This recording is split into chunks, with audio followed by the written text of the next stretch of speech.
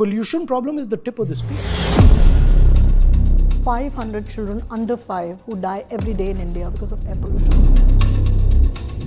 I also breathe the same air and it's terrible. No government health advisory. This is a chronic national medical emergency. This is all because of pollution. It is also a major cause of dementia as well. Everybody is affected by it. The poorest person who's living in Delhi and the richest person who's living in Delhi is affected.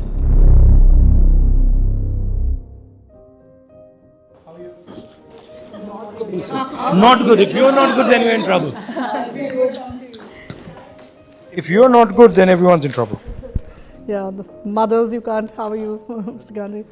Like we see, the whole year's gone by and things are just worse and nothing will change. The problem is complete denial and of course something that, that even when the parliament sessions begins, we are somewhere sometimes protesting, doing some children's press conference or desperate moves to be heard that air pollution should be spoken there.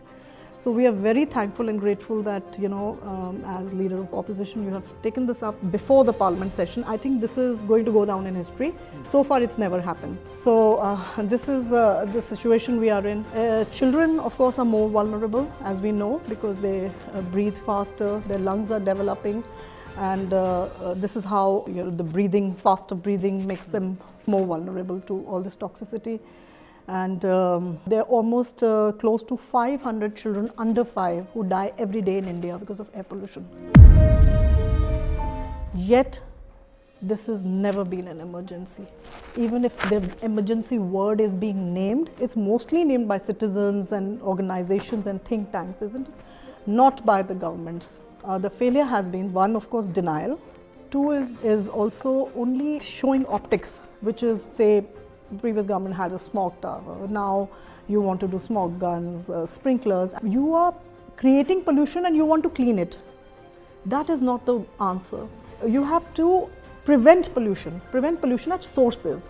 That means the systemic changes that you have to bring in. And the systemic changes means a lot of work within the government that may not show, but it's the real work, the real intent, the real political will. So I saw changes in my son. We moved back from US when he was 5 and immediately he was not able to breathe. And for 10 years he was on nebulizer. He's 15 now. Now the fear of not being able to breathe is so much in his body that he doesn't go out to play.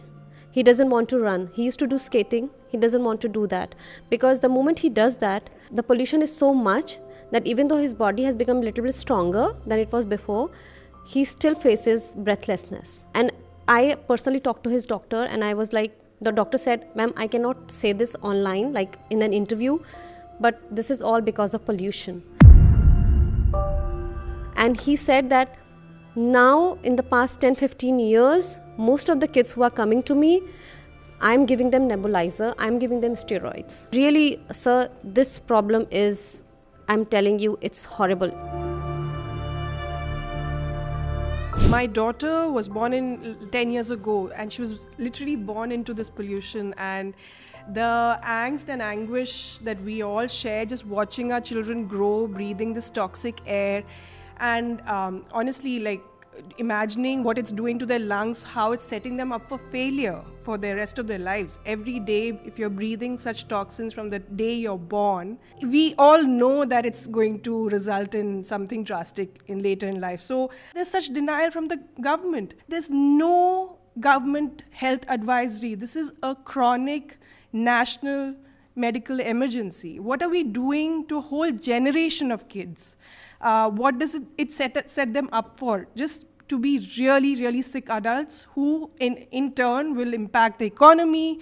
It will hamper our country that we all love so much. Like we are really, the reason that it's easy to ignore is because it's not happening today. But we all know from personal experience that it is going to just, be like a bomb in the next 10 years if we don't act now. We should have been acting yesterday, but we definitely need to act now. The reason there is pollution is because there are stakeholders who benefit from the pollution. Yes, And, absolutely. and to put it bluntly to you, they're more powerful than you are. Yeah. Absolutely. Right. And you know, like Right. Money Now, and now when you're power, talking, political will, consequences of this power affect political will. I mean, if you have whatever 500 to 1,000 commercial units who are polluting Delhi, they have political power, right? And the problem is that the average citizen is not organized at all. So he has no political power. You already have a choice in terms of dealing with air pollution that many people in India don't have. You can go to the doctor, Yeah. right? So there are many people who I meet who say, my kids, Yes. that's it, done. Pollution problem is the tip of the spear. I'm more than happy to help you because I think this is important. I mean, I also breathe the same air and it's terrible. And you know, my niece and nephew grew up in it. You can't escape, right? There's no way. I mean, you can be Mr. Adani. Well, Mr. Adani can probably sit in his house and do his little air purifier stuff.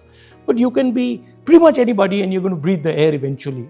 So in a sense that everybody is affected by it. The poorest person who's living in Delhi and the richest person who's living in Delhi is affected by it. You know, the health cost for the poorest is much higher. Higher. Absolutely. There's a serious equity For issue. Absolutely. A rich guy can go get a lung transplant done, but for my domestic help, she is one time still using wood because she's like, gas itna mehenga, I can't cook 2 times on a clean fuel. So even a clean fuel is not available to majority of Indians.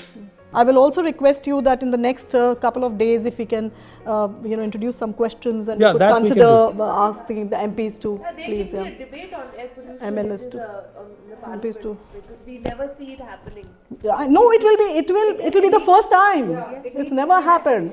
So that is Okay, so itself a then, big so thing. there would a fair goal be that let us try and organize a debate on air pollution in Parliament? Would that be a fair goal? Yes, absolutely, absolutely. Sir, it's a fight for the lives of the children, and not just children, but every citizen Also living in this senior country. citizens. Also elderlies, because the health is getting devastated at this point of time. If you are seriously thinking about organizing people around it, Yes. then tell me how you're thinking about it. You know, how you're So thinking we of just scaling up. had these protests, the last couple of protests at India Gate and one on India Gate and Jantar Mantar. But this is the biggest ever, and they were mostly mothers, And how did you teachers, get them there? doctors, because through just Through your messaging, By just mobilizing. messaging, and no organization, no name, nothing, only one mother and child poster that goes viral.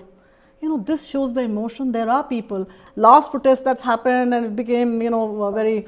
Why would they criticize violent. this? I do But because understand. there was detentions, There was at the, detentions, of That is something regular I should be citizens raised. raising an no important one protesting point. should be detained. I'd like to add that it does not affect the lungs. It also affects the heart, it affects the gut system, and it is also a major cause of dementia as well. So even the senior population is going to be severely affected. So you will actually have a public health emergency if air pollution is not catered to. Children's cognitive development. If these children are not going to be crippled, what are you talking about 10 trillion economy? Nothing will work in this country when the children will be crippled, struggling for life. This is where one bold politician will have to take this forward.